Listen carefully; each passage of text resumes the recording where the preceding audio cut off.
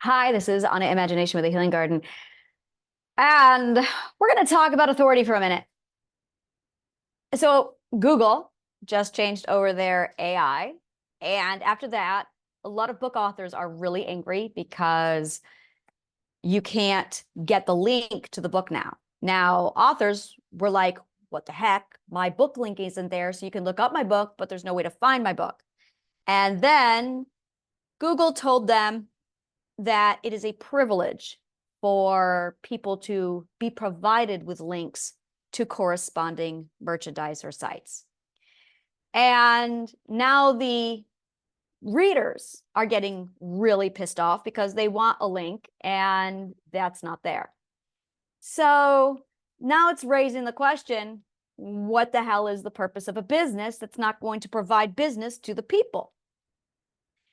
And in 5 words or less, I wanted to summarize why and what's going on. And it is the narcissists at the top are so busy arguing over whose authority is bigger than whose that they stop doing their job. So it was wonderful to yeah. And I took a step back from that and went, wow, that really summarizes everyone at the top. That's why the shithole's falling apart, is because, just a minute, there's something in my hair and it's like, all right. And it's because everybody is more concerned about whose power stick is bigger than whose. Might be so as a result, it's not like the job isn't getting done. And no one is coming. We are on our own. They have abandoned us, which is okay because we don't need them anyway, and we can do the job better than them. So this is where it got really funny. I started to, I'm warning you, this is going to get funny now. So I put together this thing. I had been working on my business concept for a very long time. You would have been a lot sooner if I didn't have a lot of red herring words. Oh my God, I hate red herring words. Like, fuck with my raz. Don't fuck with my raz. So I'm building this thing. I'm putting it all together. And this thing, by the way, is my business model. Like, well, my business model was set. What I had a problem with was my brand. I'm like, the brand will come to me. When it's ready, it will come. So I just didn't, there was nothing there. And I'm just like, I'll figure it out. So it was a lot of stages. And I'm like, when I get it, then it will feel right. And nothing felt right. I finally got the little 2 olive branches, which I didn't even know were olive branches. I just saw them and went, oh, that feels good. That belongs there. I don't know what those are, but those have to be here. So I plugged in these 2 olive branches and I've got the healing garden. And then I've got like a motto, and I kept changing the motto. I've got like 8 mottos. My favorite is don't be life's little bitch, or make life your little bitch, which is great because that really appeases to both the contrast of me and the BDSM mistress side. So it's like, we're going to make life your little bitch. But the healing guard, make life your little bitch. I love that so much. It's me. So in addition to that, I also have ethical living for ethical leaders, which sounds stuffy, but it's true, but stuffy. So maybe I'll do ethical living for ethical leaders. Make life your little bitch. So yeah, I'll probably do that. And it all just, so I got the brand, and then I realized, oh, those are olive branches. Oh my God, this is amazing. That's like so perfect, because the olive branches actually have this massive long history tied into the Roman period. This was such a huge part of Athena and of their culture. The olive branch was vital to representing peace, to everything, for wisdom. And I'm like, whoa, cool. So the fact that I've got my 2 olive branches, that's so much better than the peace sign, because that just says totally hippie. But the olive branches really, and they don't even look like olive branches. I mean, they do, but it's just wonderful. And I know what it is. Usually you see an olive branch with a dove, which is overkill. That's like, I'm going to shove the peace down your throat. And actually that comes from the Christian religion with Noah. So I'm going, all right. Which, by the way, that is absolutely a great example of Roman Empire tampered a lot with the Christian story. That's it right there. That olive branch, 100% from that time period and that era. So I'm going, okay. But take that dove away and it stops being about religion. Take the dove away and you see the olive branch and we're back to Greek mythology. And I'm like, all right. So I love that so much. I love it so much because my whole thing is just Greece. Let's revive the ancient Greek civilization. Yes. Yes. I was so pissed when they demolished it. Oh, so excited. So excited. Yes. So happy. So happy. We're getting the Pantheon back. Yeah. All right. So we got all this together. And I was trying to figure out, okay, and it took me a very long time to sculpt this. I'm like, because when you build a business, what you are really doing is going on a life journey. Now, I did my business building with this while I was also doing my life journey. So it was like ripping out all, I did not rip my beautiful people out of my head. We integrated, we had a long chat, we hugged, we cried, we loved each other, and then we put each other back together. That's what I did. So we integrated ourselves back into one. And while I was doing that, I'm building the healing garden. Like, I can do this. I can do this. And I've done it before. I can do it again. So I got everyone together, and it was this mess of, who am I? Who am I? And while I'm doing that, and oh my God, I cannot tell you this disarray. You know the disarray, but when you have multiple personality disorders, you really have disarray. You're like, who am I? Am I all of them? First you think that they are your enemies. Then you think that they are these strangers taking over your body when you finally figure it out. Then you go, oh my God, are they bad people? Who are these people? And you don't know their ethics. That's really important. You get your ethics and they have theirs. So you don't know. Oh my God, the ethical dilemma of multiple personality, it was terrifying. I had like 24 hours going, I don't know if these are bad people. Are these bad people inside of me? Oh my God, it was terrifying. That of all the things, that was the most terrifying, is I'm going, I had no idea if they were good people. I'm like, oh my God, are these bad people? What have they done? Who are they? Oh my God, I was so terrified. God, I was so terrified. So, oh my God, I was so terrified. I just gotta say. Now that was priority. That's like, oh no, that shit. I don't, no. We gotta make sure that oh my God, it was so terrifying. So terrifying. You have no idea. You have no idea. It's like, imagine some, I love you people. The people in my head, I love you. It's like some freak came along, trying to check my body. I don't know what they were doing with it. And I had no memory. And I'm like, what the fuck are you doing? This is my body. So after we integrated, and I got confirmation that my people are good people, they were just really confused. It allowed me to really narrow down, okay, so what am I doing with the garden? And I had the ultimate end vision. And it was like, and this is what happened. It's like the teacher gives you clay. I got clay. I'm like, all right, I got Play-Doh. I got clay. And there's the vision. I'm going to copy the clay. And you start molding your vision into what you see. You're like, I'm looking at the vision. Okay, all right. And you're staring off. You can see the vision and you're shaping it. All right.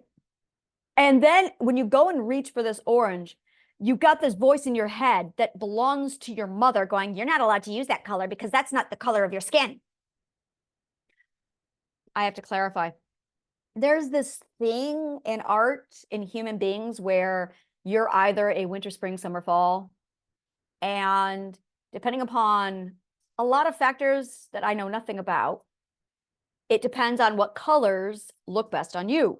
I am a winter, which means I look my best in jewel tones. So my mother was obsessed with making sure I was only allowed to wear jewel tones my entire fuck life. And that I was not allowed to touch the colors yellow or orange because that would make me look yellow and orange. Now, my sister was a fall. Jealous. My sister was a, not really. No, wow. No, not jealous at all. Admire. Wow. I did not know this. Admire. We confuse admire for jealous. Wow. Ooh. Admiring is not jealousy. That's new. Interesting. So I admired my sister's ability to look so good in yellow and orange. Ironically, she hated yellow and orange. And I think this was just forbidden fruit. I really think this was just forbidden fruit. My mother said, you have to wear yellow and orange. My sister went, I want the gem tones. And my mom said, you have to wear gem tones. And I went, yellow and orange. So every time I went to reach for orange to put it into my thing, I was like, oh no, that's not going to look good. So the voice of my mother's voice, I'm like, oh no, I can't have that. Or I would get, what did I call it today? The forbidden fruit paradox, where I would be shaping it. And as you're shaping it, you would have that forbidden fruit paradox come into your subconscious mind. And you'd be like, oh no, I can't have that. So while you're trying to shape this vision, which is built by your identity, you have the forbidden fruit paradox fucking up with your creation. This is why it takes business building so long, is because you've got the forbidden fruit paradox fucking up your artwork. So you spend more time building something that's not what you want because the forbidden fruit paradox says so, and then doing the mental work going, oh, I don't want that to begin with. I need to stop doing that.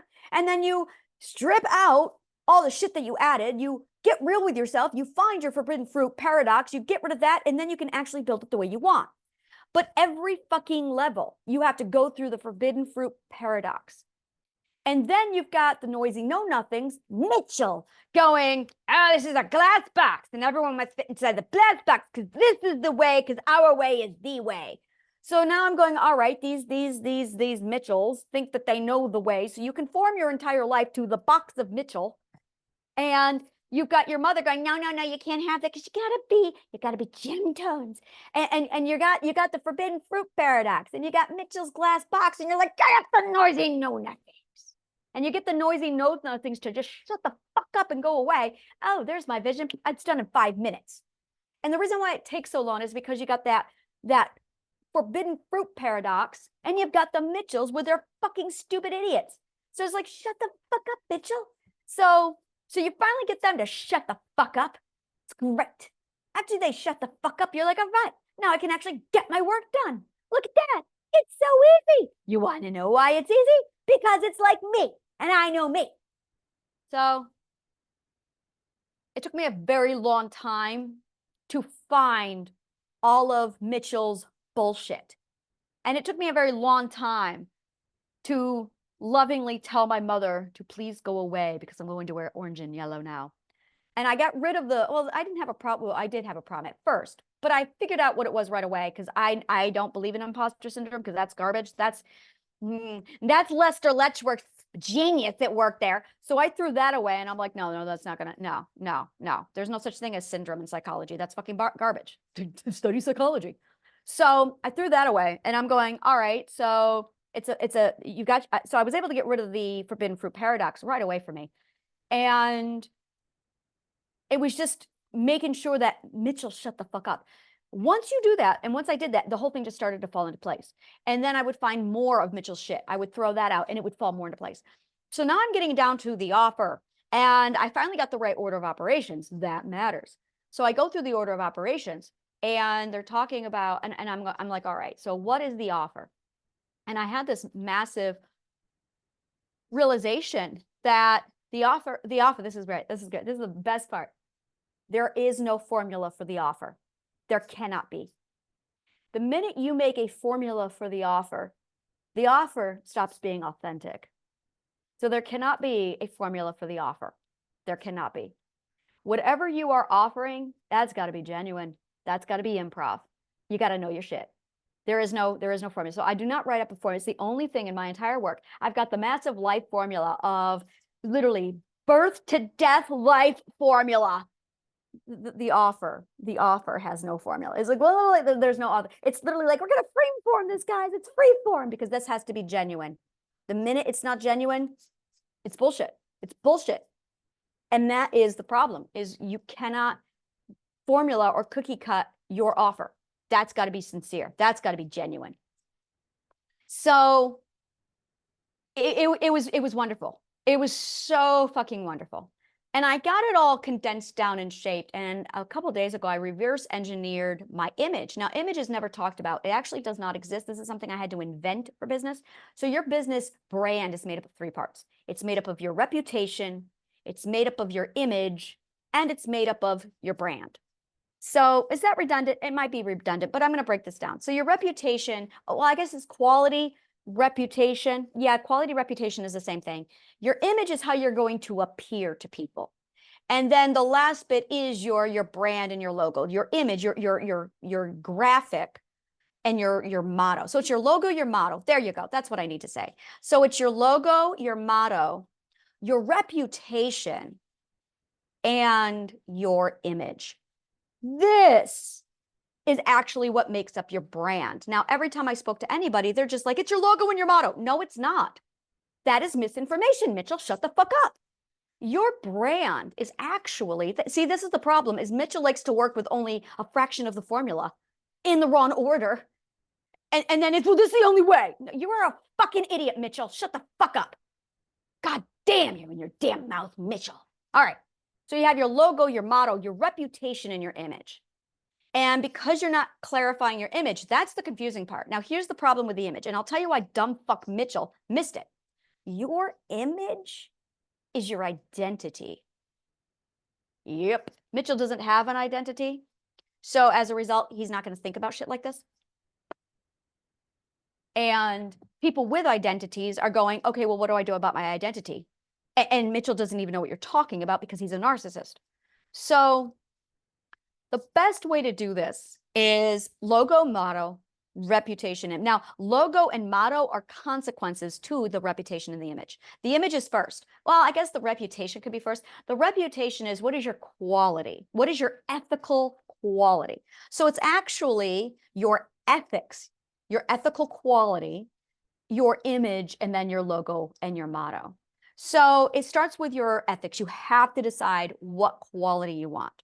And this is where a lot of people skip that. Like I said, Mitchell completely bypasses the reputation or the ethics. He does not look, well, reputation. And he's talking about reputation, but he's not actually calling it by name. It's your ethics. Now, Mitchell has real fucking shit ethics. So his reputation is actually bottom dollar.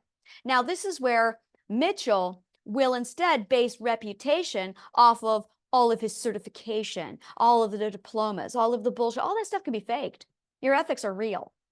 So if you build your brand off of fake bullshit and a fake image, you're going to have a fake business.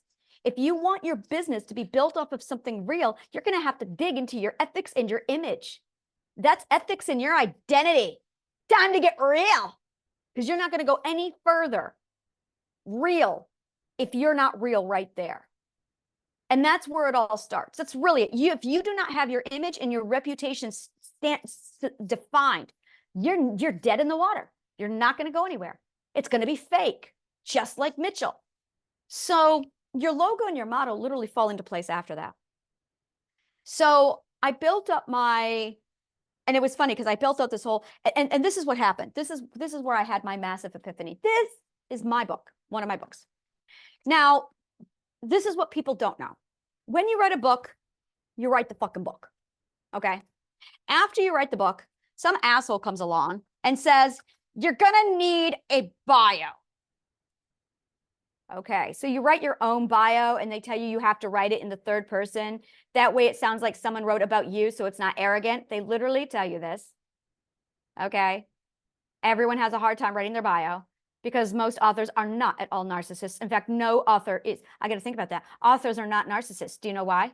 Because we're the real fucking deal. Because we are the author. We do real power. Like, this is real power. Write a book. You cannot be a narcissist. I got to think about this. You cannot be a narcissist and not write a book. You can't do it. They are oxymorons. They are oxymorons. You could if you're ghostwriting. A narcissist would ghostwrite. So after you write so I'm going to say, I'm going to stand by what I said. All authors struggle with this part.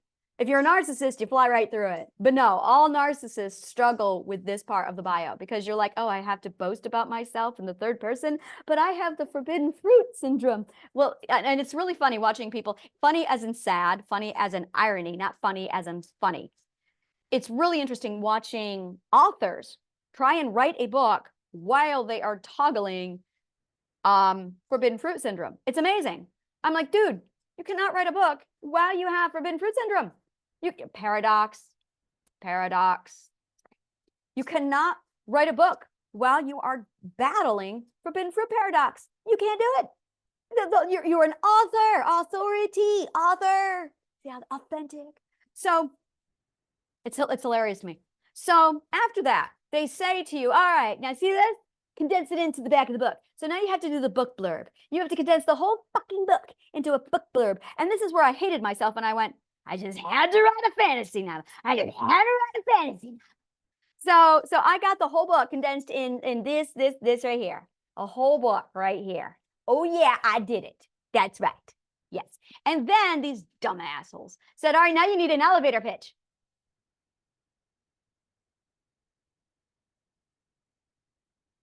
So we're going to try explaining it this way. This is your business. This is your marketing. Your elevator pitch is your 2-sentence thing on LinkedIn where it says, this is what I do. And I went, oh, it's just building a book. Oh, well, that's fucking easy. I've done that like a lot of times. I know how to build books. I had a business that teaches people how to build books. I know how to build books. If you can build a book, you can build a business. Ooh, that's really catchy. I'm going to use that. If you can build a book, you can build a business. It's the exact same thing. It is exactly the same thing. So I took the formula for how to build a book, and then I did it with how to build a business. Well, I know how to build a book. I know exactly how to build a book. It's the fucking easiest thing in the world to build a book. So I started to write down all the formula for building a book. And I went, this is so easy. And I know the order of operations. So I started to follow the same formula. And when that happened, boy, my business just, well, all right, thank you.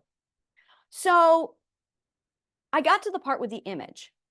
And this is where things got difficult. I first went into this whole philosophical conundrum over the concept of the dichotomy, only to find out that's actually a name in logic where I'm using the logic all the time, and I didn't know that that was logic.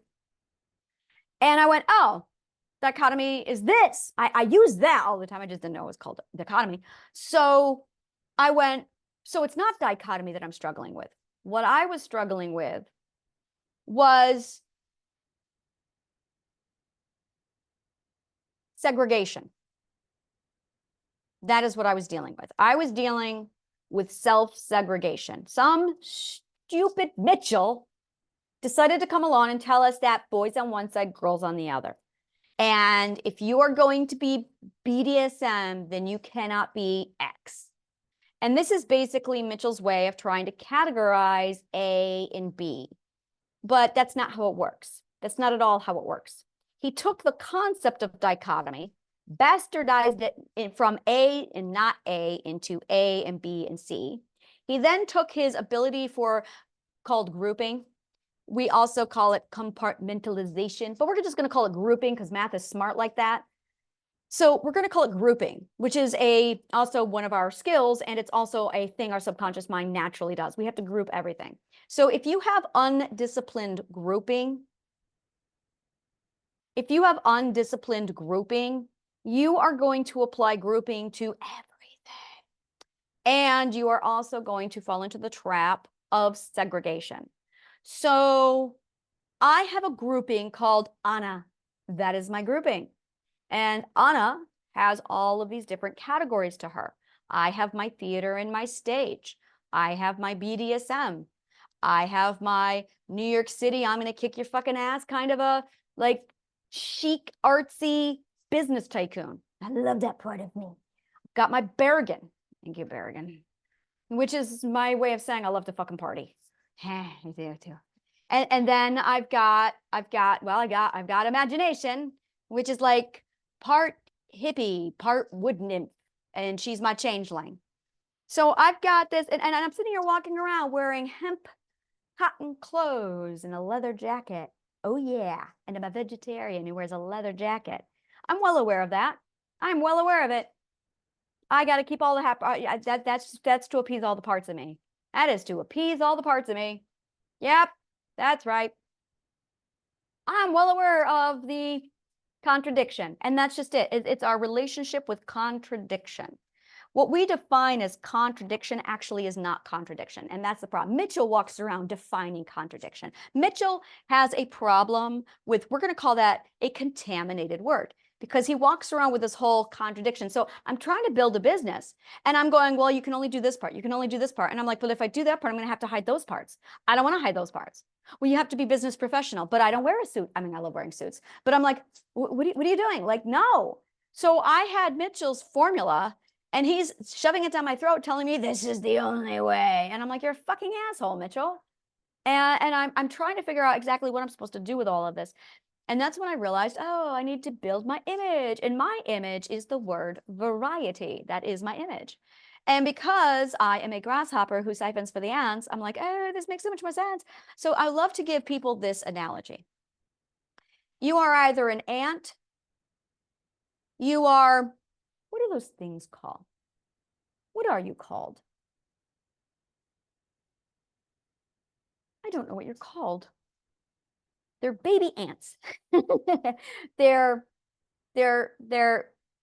children. They're in the nursery. So we're going to call them children. You're either a child, you're an ant, or you're a grasshopper. So here's how this works. The children need to be nourished. So the ant nourishes the children. The grasshopper nourishes the ant. That's how it's supposed to work. There you go. That's society. And then the children grow up and they either become ants or grasshoppers. Are you going to take care of the children, or are you going to take care of the ant? That way the ant can take care of the children. And our society has removed the grasshopper from the equation because we're binary thinkers. When you disintegrate, you actually, this is interesting because when you disintegrate, you actually break everything down to just one. And that's what the hierarchy does. It's disintegration in reverse. It's the disintegration of society. Society has to be integrated into all three parts to get it working for a unit. And when you start to disintegrate pieces of it, you lose the integration. Our society was disintegrated. We have lost one of the primary pieces. The primary piece is the cultivator, which is the grasshopper. So, and that's it. This is it. I really want everyone to pay attention to this part because this is really, really important. We have ants and we have children, and all the children are told you have to grow up to be an ant. Now we're taking grasshoppers and we're forcing them to act like an ant. Grasshoppers cannot act like ants. All of our cultivators are the grasshoppers. All of our grasshoppers are the cultivators. And the cultivators are being forced to work with the ants. Now, you cannot treat a grasshopper like an ant. It's not in their system. I cannot do it. I cannot do it. Now, I can take care of the children. I don't enjoy that work. I fucking hate that work. That to me is torture. And I've been tortured. That is mental torture. I don't want to do it. So I'm not an ant. I am a grasshopper. Grasshoppers are your cultivators and they are your artists. The ants are the people who want to take care of the children. They are the people, and we're all taking care of someone. We're all actually doing the same job, but we're focusing it differently. So if you are somebody who's got to go work a 9-to-5 job and be miserable and hate, I'm saying miserable because that's an atmosphere I'm not okay with. But if you are an entrepreneur, you are really deciding, okay, am I going to take care of let's call the children patrons. So there's patrons, there's ants, and there's grasshoppers. If you are taking care of the patrons, then you're going to be like working one-on-one with the foundationals. Now, I'm not comfortable with it. I don't like doing that work. I love taking care of the ants. I love taking care of the ants. And the ants have been completely ignored. The ants are overworked, exhausted, they're depleted, they're scrounging, they have to run their business, they have to take care of people, they don't understand the right way of doing things, so they have to go find the right answers because Mitchell's over there telling them all the wrong answers. Now, there's another group here. The other group is what I like to call the imbroglio. Now, one moment, because I have to actually look up this word. Now, I know the word, but I don't know how to pronounce it because I grew up in books.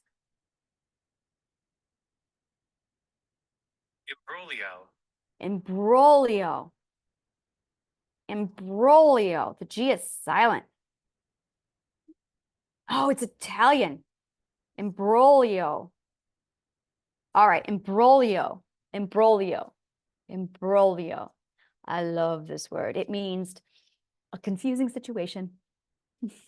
So you have this imbroglio, and this imbroglio is where Mitchell is.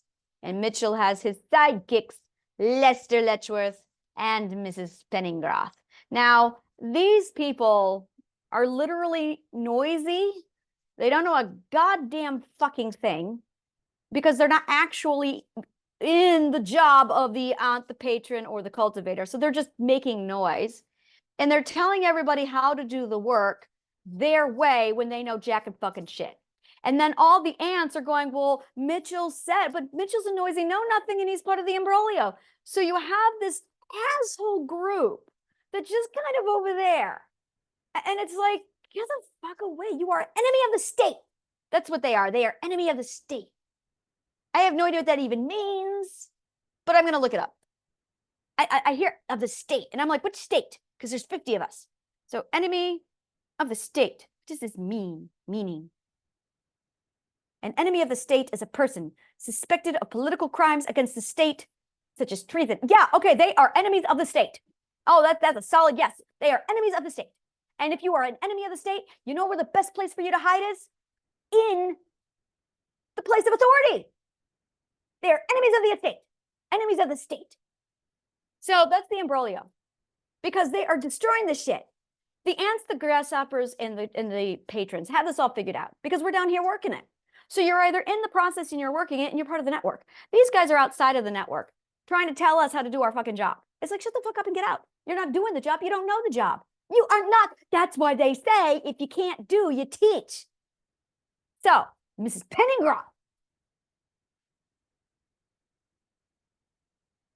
This is making so much more sense now. So when you decide that it's time for you to grow up, which is my language for saying when it's time for you to go on your pilgrimage, go through your learning journey and discover who you are, one of the things you need to realize and or figure out for yourself is where it is in society you want to work. Now, we're told that we've got all these dumb options, and you're given index cards with all these noise. I'm not going to do it here. I have a quiz where you just, it's literally 3 questions. And part of that is understanding, are you an ant or are you a grasshopper? Are you providing relief to the ants or are you guiding the patrons? And that's it. Either you are providing relief to the ant or you are an ant guiding the patrons into ant or grasshopper. So the ants are basically not sorting the patrons, but they're guiding them to make the best decisions for themselves. And they're doing this by, they're supposed to be preparing them. They're supposed to be giving them resources. So imagine the ants are NPCs. They're NPCs, non-player characters. And the non-player characters are basically the quest givers. So they just sit there and they're giving quests to the patrons. And the patrons are going, I got to figure out who I am. And the ants are basically going, well, if you want to know who you are, go find a nearest NPC. This is actually the way life should be. This is the way it is. And when you figure out that it's actually, we're going to do this because this is so much fucking fun. Let's turn it all into a game. So you're a patron, you're born into the world and you are a patron.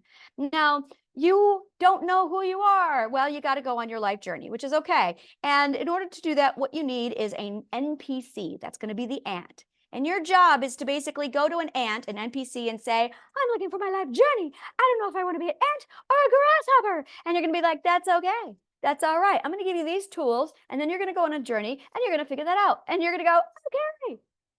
So then you go and you figure that out. Now, the patron then goes on this massively long, amazing journey, which is approximately 12 ethics law times 3. And when they are done, they're going to be like, I want to be an ant. Or they're going to be like, I'm a grasshopper. Or they're going to be making, well, yeah, no, that's pretty much. They might be out pioneering. They might be exploring. That's it. They're a scout. It's like they're a scout. Like, I'm going to be a scout. I'm going to go out and I'm going to look for new shit. So they're going to be the new shit people. So the new shit people. So it's like, I want to be the new, those are called pioneers. So they're going to be new shit people. It's like, do you want to be a grasshopper? Do you want to be an ant? Do you want to be a new shit people? And yeah, and that's it. Those are your 3 options. Those are your 3 options. And the patron is going to go, yes, Do I want to be an ant? Do I want to be an NPC? Do I want to be a grasshopper nourishing the ants? And that's it. Are you nourishing the ants? And then or do you want to be a scout for looking for new shit? So you're exploring. And that's it. You can be an explorer, you can be a pioneer, you can be an NPC, or you can be a grasshopper. And those are really your 3 options. Now, the imbroglio is happening where the imbroglio is making up a whole bunch of bullshit that has absolutely nothing whatsoever to do with society. And they're off for there just making a mess of things. And someone somewhere told them that this is also the place to be. And I'll tell you who goes there. The narcissists go there. So literally all the sharks go to this location. And literally all the sharks go to that location, all of them, because that's just overflowing with authority. So all the positions of authority are actually in the imbroglio, and that's just garbage. So in the meantime, the people who are actually getting shit done are the NPCs and the grasshoppers to take care of the patrons. And then you've got the scouts out there. Now, the scouts are the scientists. They're the scientists. They're out there actually getting shit done. And the grasshoppers are literally your artists. They are your artists. They are your cultivators. They are literally there to nurture the ants, to make sure the ants have the best resources for the patrons. The NPCs are making sure that the patrons also have the best resources. So NPCs could be a resource giver. They could be a skill trainer. I am totally going to build this up in like a video game at some point. Like, this is the Healing Garden video game. So there's going to be resources. You can get skill training from them, exactly like in a video game. We are video games because we're stories. And then you can get quests from them. If you're on a pilgrimage, you can go there for questing. And I've done both. I've done the NPC role and I've done the grasshopper. But I do like an NPC role for the NPCs. So I am like an NPC for the NPCs. And I'm also a grasshopper for, yeah. So that's really it. That's really it. You have to figure out what role you want to be. You have to figure out which of these 2 areas you want to be. Once you realize that you're either an ant or a grasshopper, and then there's going to be people going, well, I want to be both. You can be both. You can absolutely be both. Now, once you've got all this figured out, you're going to walk away with variety. And this is where Mitchell lies to us. You're going to walk away with variety. And you're going to be like, well, I'm all of these things. I have to choose. I have heard this from every single person in every single business. And the business owner walks in. This is the nature's business owner. That's what we're going to call it. Nature's business owner. Nature's business owner walks in and says, I'm all the things. Welcome to the variety show. Now, back in the 40s, 50s, 60s, there were a lot of variety shows. It was insane. Everything was a variety show. There was no television story. It was a variety show. Everyone who was a celebrity had to have their own variety show. Let me tell you the genius of the variety show. Genius number 1 of the variety show. You are the brand. So you can do whatever the fuck you want. Because they're there for you. You tuned in for Graham Norton. That's all that you need to know. Graham Norton. Nothing else matters. It's Graham Norton. Period. I want the Jim Carrey variety show. I just got to say, Jim, wherever you are, I am ready for the Jim Carrey variety show, please. Please, Jim Carrey variety show. Follow in Carol Burnett's footsteps. The Jim Carrey variety show. So that all being said, a variety show allows you all the freedoms to be you. You are the brand. And when you're the brand, you don't have to cultivate and like shape this thing down into, all right, I'm just going to sell X today. That's all there is. No, that's not how human beings are. So Mitchell is sitting there screaming against Mother Nature, taking the natural business owner and warping them into Mitchell's business owner. So now you either get to be nature's business owner or you get to be Mitchell's business owner. Mitchell's business owner is what everyone is familiar with. Well, Mitchell's business owner is in the Shark Tank, and that's where all the narcissists are, and it's really a shitty play. It's just, yeah. With nature's business order, you're the variety show, and you've got a brand. Now, this works because variety shows were so fucking popular, they were everywhere. So Mitchell going, you can't do that. Well, Jim Carson did. I almost said Gary. I got to make JC's on him. Yeah, well, Jim Carson did. And Carol Burnett did. You're going to tell them that they're wrong, Mitchell? So no, you can fucking do a variety show. If they knew their shit about branding, then they would know that. So you do your variety show. You are the brand. Now, this is where it's beautiful. You're all the things that make up you. Load it all up, all of it, all of it, all of it. Throw it all together. That's everything you're going to do. That's your variety show. Now, this is the part where you got to write the book blurb. Yeah, this is the part where you have to take all of the things that you do, your variety, your full. I have 10 points. I have 10 bullet points of everything I do. 10. And they were like, you can only do one. Why? After I just integrated myself, are you trying to disintegrate me, Mitchell? Do you have any idea what disintegration does to my brain? No. No, no, no. We're not going to disintegrate. No, no, no. We do not disintegrate, Anna, ever again. So, do not disintegrate yourself. Integrate. And here's what you're going to do. You are the brand. And you're going to do all the things that you love to do. You fill that thing. Like I said, I've got 10 points, but I wrote until I was done. You write until you're done. That is your variety show. Isn't that great? This is the best part. Now you're going to summarize all of that into your philosophy. What do you stand for? What is your mission? There you go. This is my mission, and this is how I'm doing it, because I'm a variety show. The hard part's going to be taking that and condensing it into 2 sentences or less. And that's how it's done. That's how it's done. And it fits to Mother Nature. So now you are Mother Nature's business owner. And your subconscious mind is going to go, oh my God, thank God I'm out of the box. I can breathe. And then this is the best part. We get to do this to Mitchell. This is my favorite part. I love that part. That's the part where we just look at Mitchell and go, that's how it's done. This is why you have imagination, Mitchell, and you don't. That's why you need imagination. Because when you go through life, you are going, this is a really hardcore reality of life. Everyone who reaches the 5th ethic becomes a business owner. Because at the 5th ethic, you get something called self-government. And then you go, I cannot have a boss anymore. I have to be my own boss. Everyone at the 5th ethic does this. The 5th ethic, according to Mother Nature, hits at 5 years old. If mommy and daddy did their job, you should already have the first 4 ethics by the time you get the 5th, so it's okay, Mother Nature's got your back. If mommy and daddy did not do their job because they listened to Mitchell, Mitchell also gives parenting advice.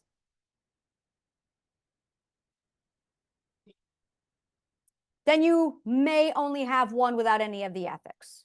That's a dangerous combination. And you're going to wander into the world of consumption. We'll talk about that later. While all of that is going on, as soon as you hit that point of self-government where you go, I can't be told what to do anymore, you are now so independent that you're gonna have to be your own boss, which means humanity, human people are destined to become business owners. In fact, if you do not, you're stunted. Mother Nature said so. Plato said so. If you are not running your own business, then there is something wrong with your growth. This is why children would inherit mommy's and daddy's business to be in charge.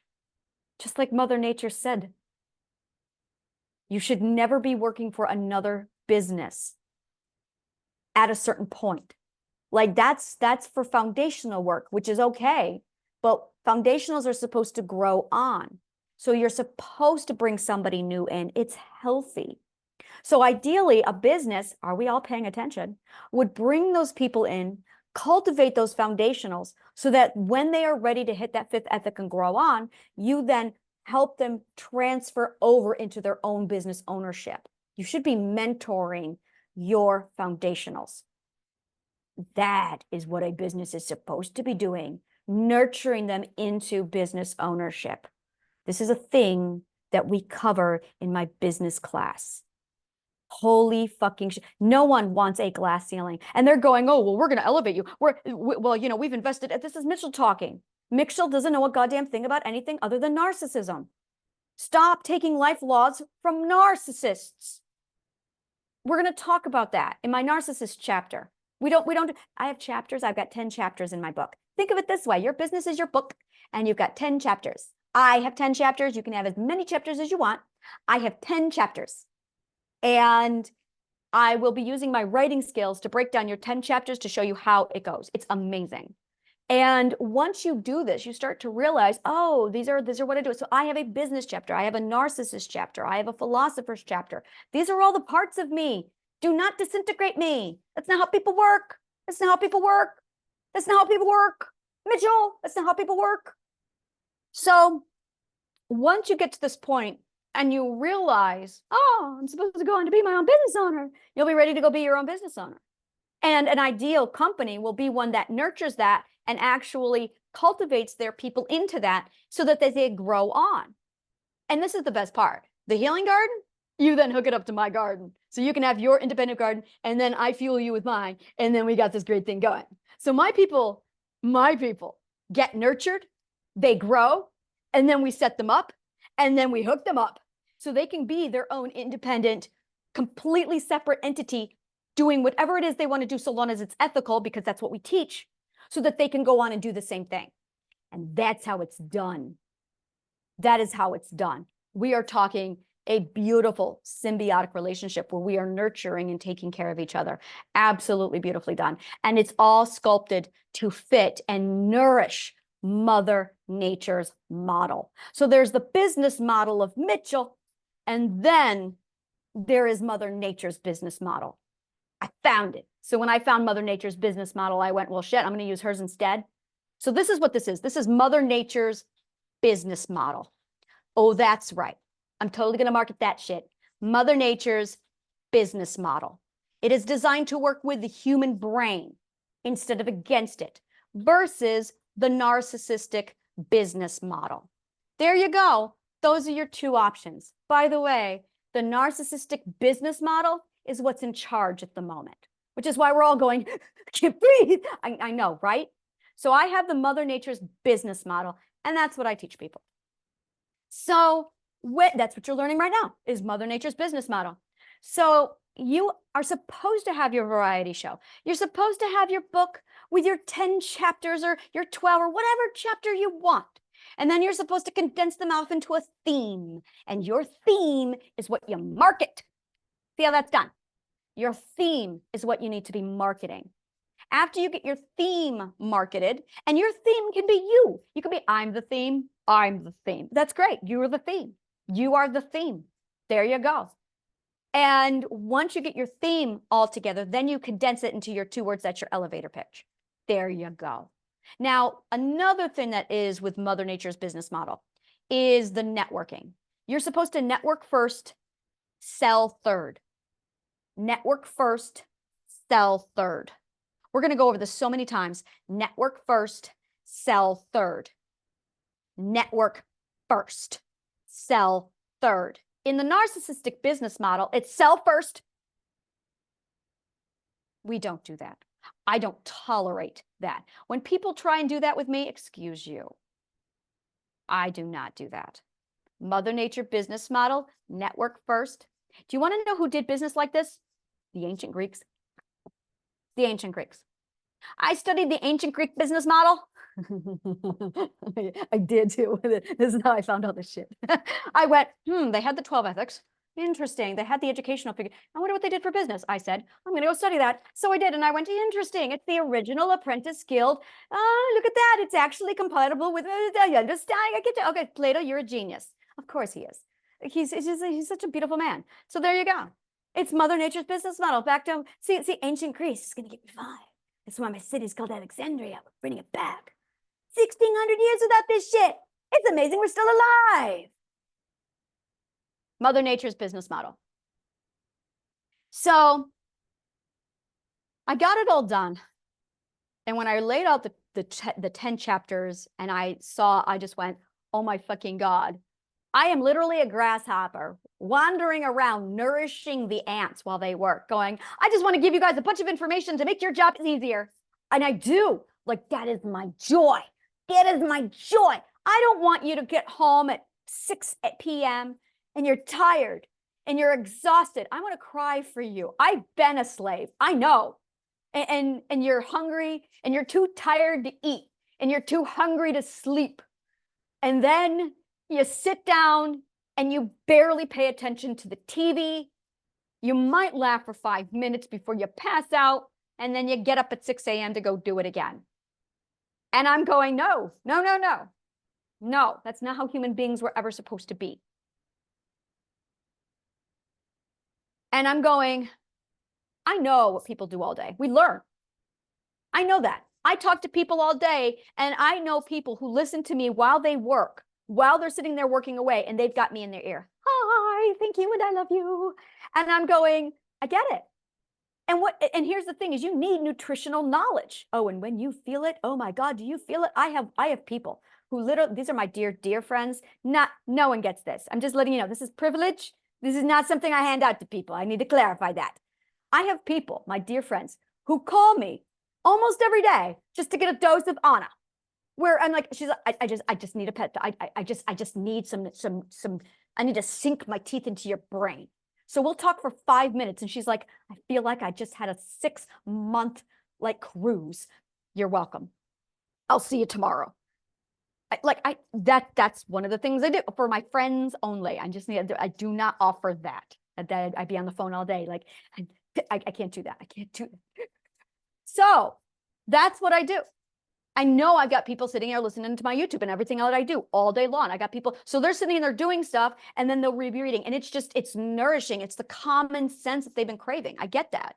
And I'm sitting here with my 10 points of, all right, this is what we're doing. And my agenda is absolutely nourishing the business owners, because you guys are nourishing my patrons, as in my people. And I want them taken care of. So I need to make sure you guys are taken care of so you can take care of my people. And that's how this goes round. So over and over again, I take care of the business owners so they can take care of my people, because I love my people. And in order for this to start working, someone needs to start taking care of the ants. So that's what I do. I take care of the ants. And then I teach the ants Mother Nature's business model so they can do their job better and healthier, so they can pass it on to the patrons, so the patrons can start taking care of, oh, do I want to be an ant when I grow up? Or do I want to be a grasshopper? Or do I want to be a scout? I don't know. And that's okay. I'm going to give you the healing journey. What is it called? I call it the learning journey of the discovered self. And that actually walks you through the process so you can figure out where you want to fit into the world, Mother Nature's way. So suddenly it's like, oh, it's Mother Nature's life, the way human beings are supposed to live. And now, and this is the best part, this is a win-win-win, people. Win-win-win. So now I'm sitting here going, oh, thank fucking God, I can breathe. You know why I can breathe? It's because I don't have to sit there and break my brain into a box to appease Mitchell. Yeah, we're going to call that brain breaking. Brain breaking. Yeah, box brain breaking. It's no, you don't break the brain to fit into the box. That's narcissistic bullshit. No, that's not healing people. That's why everyone's dead inside. I don't want to be dead inside. Fucking box. So, if you are anti-box, for anti-box people, there you go, anti-box people. That's what this is. This is for anti-box people. For anti-box people. I'm looking for anti-box. I'm looking for the guppies. I'm looking for the guppies. For the anti-box people. That's it. If you're anti-box, it's a beautiful system. It is absolutely a beautiful system.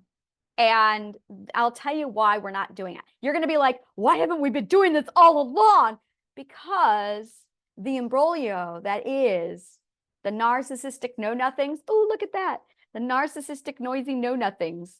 They're doing their own shit. So they can just rape us of our power. But physics doesn't work that way. And that's it, bottom line. That's it, bottom line.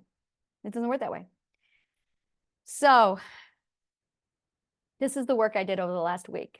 I condensed it all down. I got it into my 10 chapters. I realized I'm just going to do a variety show because I'm going to be a grasshopper that nourishes the ants so they'll nourish my people.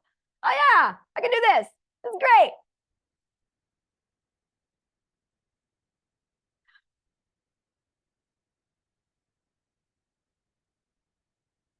It took me 2 years. I didn't have to do the research as in the trial and error. This is where I had a moment where I went, every business owner has trialed and errored. No one's talking to each other. That would be the narcissist society we have. What if I just interview them? So I interviewed. I didn't do the trial and error because you all had done that for me. Thank you. I looked at the world and went, how many entrepreneurs are in the world? Look at that data waiting to be collected. All I have to do is ask people. Now, I have been asking business owners literally on the field for about, I started doing that in 2002. 2002, it was the day I was in Children's Place and my boss was balancing the books. And I was like, why are you doing that? What are you doing? And she showed me and I learned accounting. She taught me accounting. And then I became obsessed with the numbers in the books. And I did that for a while. And then she taught me about purchasing. And I'm like, whoa. And she showed me the entire business model. And I was like, I am in love with business. Oh, yes, this is my thing. And in 2002 is when I started this. And all I did was strategically choose every type of business industry except food, because that's gross. Except food, that's gross. And I don't work with food. I worked with food when I was 15, maybe 12, and it was 3 days and a pancake breakfast. And I said, never again. I do not work in food. Nope. So in 2002, I did work in the industry, the restaurant industry, as a purchasing manager and a project manager selling kitchen to food people. So you could almost say when I was working in the kitchen supply that it was food, but I have worked in every industry you can think of. And I learned all the business types. I learned all the business models and I watched everything that they did. And I went right to the top every time. And I said, show me your job. What do you do? And they showed me what they did, every single one of them. I walked in, I introduced myself and I said, I want to know about your job. And every business owner, every CEO, every manager told me their job. I collect data. And then in the last 2 years, I interviewed all the rich people, billionaires, millionaires. I interviewed unhappy, wealthy, happy, wealthy, unhappy, poor, unhappy, poor. And I collected all that data and I found the common denominator, put that together with all of Mitchell's bullshit. And I found out a whole lot of, I found out everything. I was like, oh, well, there you go. So bottom line is you've got the narcissistic business model and everyone fucking hates it, but everyone's doing it because they don't think there's another way. I noticed there's a group of people, these are my people, who are so ethical that they cannot do the narcissistic business model. And the narcissists are telling them, well, this is the only way. This is why I'm an asshole, because I don't have a choice. And then these people are going, I can't do it. I'll rather be poor than do that. And then they get stuck. And I'm sitting here interviewing, well,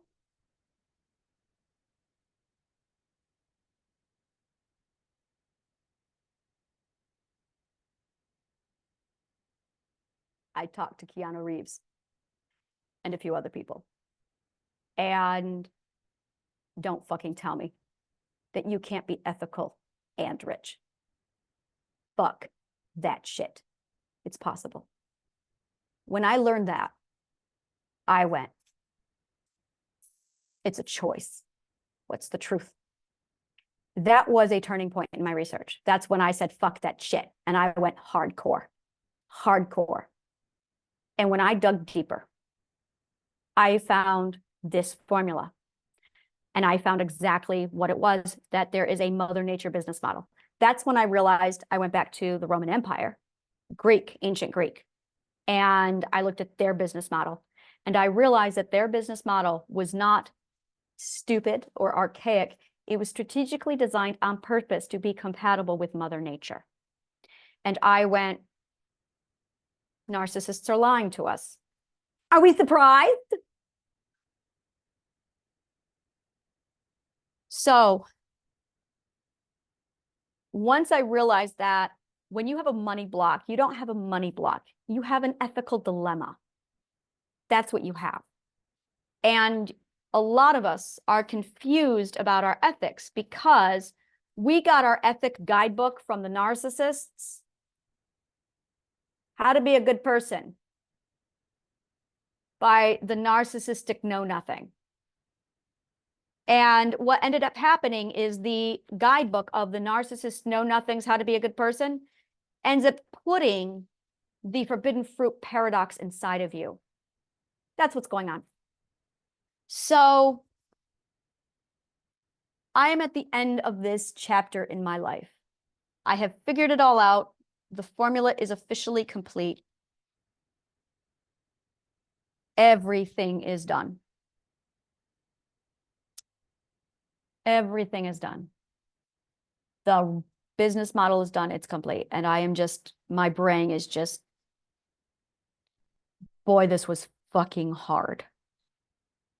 And the reason why it was hard was because there is a lot of narcissistic know-nothings who don't know how to shut the fuck up.